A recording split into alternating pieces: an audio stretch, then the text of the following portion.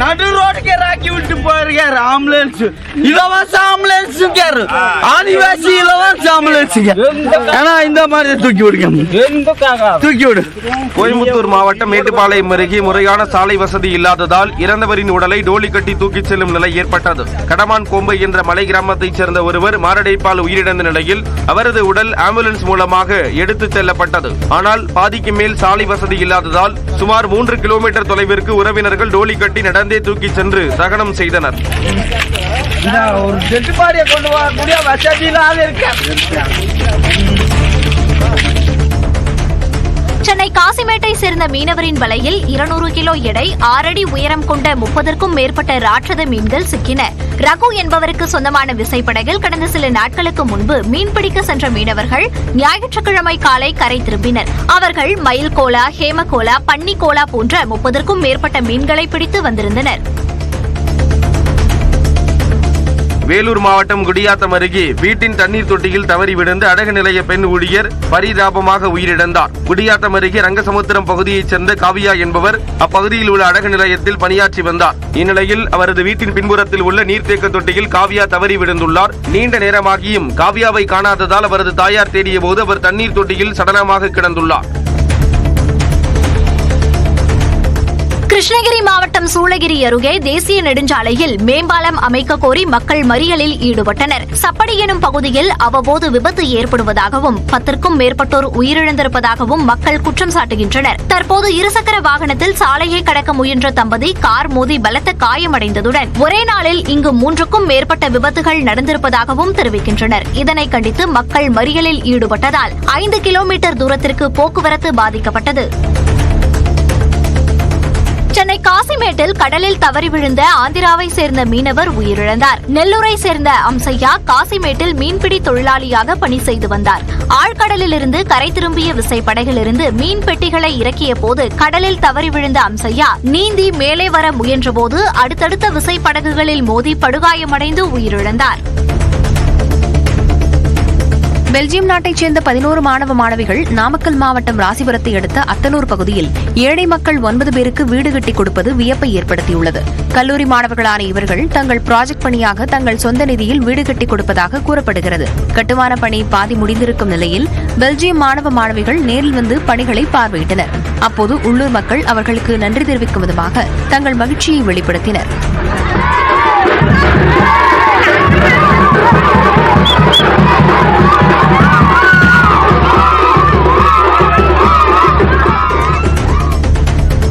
மறைந்த முன்னாள் முதல்வர் ஜெயலலிதாவின் பிறந்த நாளையொட்டி கோவை வடக்கிப்பாளையம் பொன்னாபுரம் சாலையில் குதிரை வண்டி பந்தயம் நடைபெற்றது. கரிச்சான், துருசு உள்ளிட்ட 5 வகையான குதிரைகளுக்கு வயது அடிப்படையில் 400 மீட்டர் தூரம் பந்தயம் நடைபெற்றது. போட்டியில் வெற்றி இலக்கை நோக்கி சாரதிகள் விரட்டியதால் குதிரைகள் சீறி பாய்ந்தன.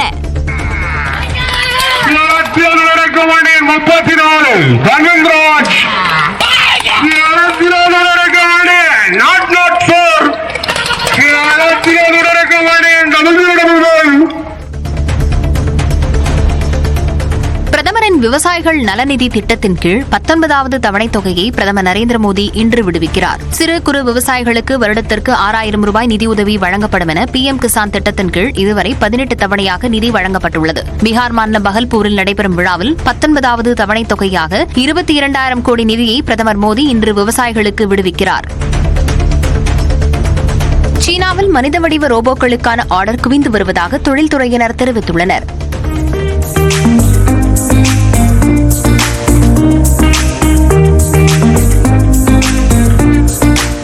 மனித உருவ ரோபோக்களை உருவாக்குவதில் உலகளவில் போட்டி அதிகரித்துள்ளது. AI மூலம் இயங்கும் மனித உருவ ரோபோக்களின் உற்பத்தியை சீனா வேகப்படுத்தியுள்ளது. குவாங்டாங் மாகாணம் ரோபோ தயாரிப்பின் உற்பத்தி மையமாக விளங்கும் நிலையில் குவாங்ஜோ, ஷென்சன், ஃபோஷன் மற்றும் டோங்குவான் ஆகிய நகரங்களிலும் தொழிற்சாலைகள் விரிவுபடுத்தப்பட்டுள்ளன. கடந்த ஆண்டின் 6 மாத ஆர்டர்கள் நடப்பாண்டின் ஜனவரி மாதத்தில் மட்டும் வந்திருப்பதாக தொழில்துறையினர் தெரிவித்துள்ளனர். அமெரிக்காவின் அட்லாண்டா சர்வதேச விமான நிலையத்தில் பயணிகள் ஒருவரை ஒருவர் தாக்கிக் கொண்டதால் பரபரப்பு ஏற்பட்டது.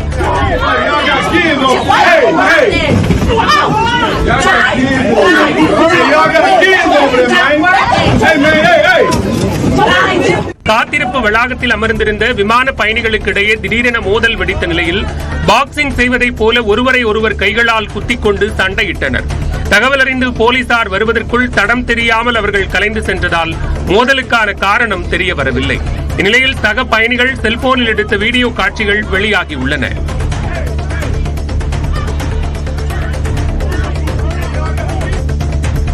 இலங்கை கடற்படையை கண்டித்து ராமேஸ்வரம் மீனவர்கள் 2வது நாளாக வேலை நிறுத்த போராட்டத்தில் ஈடுபட்டுள்ளனர். இலங்கை கடற்படையால் ராமேஸ்வரத்தைச் சேர்ந்த 32 மீனவர்கள் கைது செய்யப்பட்ட நிலையில் இந்த போராட்டம் நடந்து வருகிறது. இதனால் 1000க்கும் மேற்பட்ட விசைப்படகுகள் ராமேஸ்வரம் துறைமுகத்தில் நங்கூரமிட்டு பாதுகாப்பாக நிறுத்தி வைக்கப்பட்டுள்ளன. இந்த போராட்டத்தால் அரசுக்கு பல கோடி ரூபாய் வருவாய் இழப்பு ஏற்பட்டுள்ளது. சென்னை அடுத்த பூந்தமல்லியில் வீட்டுக்குள் புகுந்து அடையாளம் தெரியாத நபர் செல்போனை திருடிச் சென்ற சிசிடிவி காட்சி வெளியாகியுள்ளது. பூந்தமல்லி மகாலட்சுமி நகரைச் சேர்ந்த சந்தனமாரி என்பவரின் வீட்டில் இந்த திருட்டு நடந்துள்ளது. திருடிவிட்டு மாட்டிக்கொள்ளக் கூடாது என்பதற்காக முகத்தில் கருப்பு நிற மாஸ்கையும் மர்ம நபர் அணிந்து கொண்டு அங்கிருந்து தப்பிய காட்சி சிசிடிவியில் பதிவாகியுள்ளது. வார விடுமுறையான நேற்று கோவை குற்றாலத்தில் சுற்றுலா பயணிகளின் கூட்டம் அதிகரித்து காணப்பட்டது. வெயிலின் தாக்கம் அதிகரித்து வரும் நிலையில் ஏராளமானோர் நேற்று அருவியில் நீராடினர். வெயில் காலம் என்பதால் தண்ணீர் தேடி வனவிலங்குகள் வரக்கூடும் என வனத்துறையினர் பாதுகாப்பு பணியில் ஈடுபட்டனர்.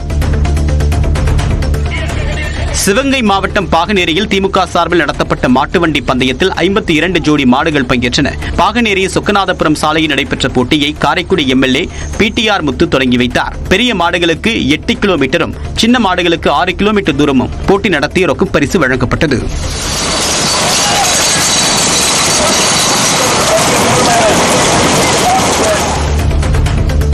புதுக்கோட்டை மாவட்டம் பொன்னமராவதியில் நடைபெற்ற அபாக்கஸ் போட்டியில் ஏராளமான மாணவ மாணவியர் ஆர்வத்துடன் பங்கேற்றனர். 1 மணி நேரம் 30 நிமிடங்கள் நடத்தப்பட்ட போட்டியில் 5 வயது முதல் 12 வயதுடைய மாணவர்கள் பங்கேற்று போட்டி போட்டு கணக்கு போட்டனர்.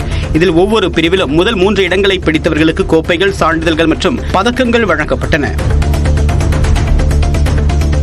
ராமநாதபுரம் மாவட்டம் பரமக்குடி தாலுகா காவல் நிலையம் சார்பில் கிராமங்கள் தோறும் சிசிடிவி கேமராக்கள் அமைப்பது தொடர்பாக கிராம இளைஞர்களுடன் கலந்தாய்வு கூட்டம் நடைபெற்றது. 55க்கும் மேற்பட்ட கிராமங்களில் இருந்து கிராம இளைஞர்கள் கலந்து கொண்ட நிலையில் கிராமங்களில் முக்கிய இடங்களில் சிசிடிவிக்கள் அமைக்க கிராம மக்கள் முன்வர வேண்டும் என்று காவல்துறையினர் வேண்டுகோள் விடுத்தனர். திருவள்ளூர் மாவட்டம் கும்மிடிப்பூண்டி அருகே பெற்றோரை இழந்து வாடும் 4 குழந்தைகளின் கல்விச் செலவை ஏற்பதாக திமுக எம்எல்ஏ கோவிந்தராஜன் உறுதியளித்துள்ளார். கும்மிடிப்பூண்டி அருகே பெரிய சோழியம்பாக்கத்தைச் சேர்ந்த சுரேனின் மனைவி தனலட்சுமி லாரி மோதி உயிரிழந்தார். இதனால் விரக்தியடைந்த சுரேன் விஷம் குடித்து தற்கொலை செய்து கொண்டார். இந்நிலையில் இவர்களின் 4 குழந்தைகள் பெற்றோரின்றி தவித்து வரும் நிலையில் கும்மிடிப்பூண்டி திமுக எம்எல்ஏ கோவிந்தராஜன் குழந்தைகளை நேரில் சந்தித்து நிதி உதவி அளித்து குழந்தைகளின் கல்விச் செலவை ஏற்பதாக கூறியுள்ளார். தூத்துக்குடி மாவட்டம் கோவில்பட்டியில் மாநில அளவிலான வில்வித்தை போட்டி நடைபெற்றது. சென்னை, திருச்சி, நெல்லை உட்பட 13 மாவட்டங்களைச் சேர்ந்த 500க்கும் மேற்பட்ட வில்வித்தை வீரர் வீராங்கனைகள் பங்கேற்று தங்களது திறமைகளை வெளிப்படுத்தினர். அதிக புள்ளிகளை பெற்ற 3 வீரர்களுக்கு பரிசாக சைக்கிள் வழங்கப்பட்டது.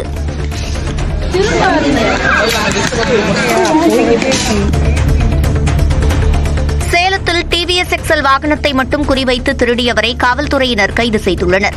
தாரமங்கலத்தைச் சேர்ந்த 57 வயதான மாரியப்பன், எடப்பாடி, நங்கவள்ளி, இளம்பிள்ளை சுற்றுவட்டார பகுதிகளில் டிவிஎஸ் எக்ஸல் வாகனத்தை மட்டும் திருடி வந்த நிலையில் சிசிடிவி பதிவால் சிக்கினார்.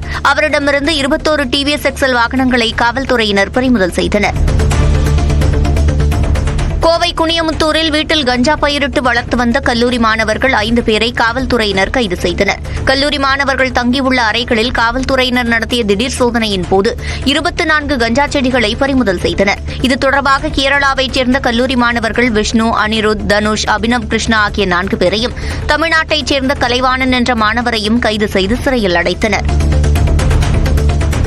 நம்மில் பெரும்பாலானோர் நம் வாழ்நாள் முழுவதும் அன்பை தேடிச் சென்றாலும் அதை கண்டுபிடிக்காமலேயே இறந்து விடுகிறோம் என கோவையில் நடைபெற்ற பிரம்மஸ்தான மகோத்சவத்தில் மாதா அமிர்தானந்தமயி பேசியுள்ளார். கோவை நல்லாம்பாளையத்தில் 2 நாட்கள் நடைபெற்ற பிரம்மஸ்தான மகோத்சவத்தில் கலந்து கொண்டு உரையாற்றிய அமிர்தானந்தமயி, நாம் தனிப்பட்ட தீவுகள் அல்ல என்றும் மாறாக ஒரே நூலில் சேர்க்கப்பட்ட மணிகளாவோம் என்றும் கூறினார். இந்த நிகழ்ச்சியில் அதிமுக முன்னாள் அமைச்சர் SP வேலுமணி, அதிமுக எம்எல்ஏ அம்மன் K. அர்ஜுனன் உள்ளிட்டோர் கலந்து கொண்டனர். திருப்பத்தூர் மாவட்டம் கந்திலி அருகே விவசாய நிலத்தில் முதியவர் கன்னத்தில் துப்பாக்கி குண்டுகள் பாய்ந்த விவகாரத்தில் ஒருவர் கைது செய்யப்பட்டார்.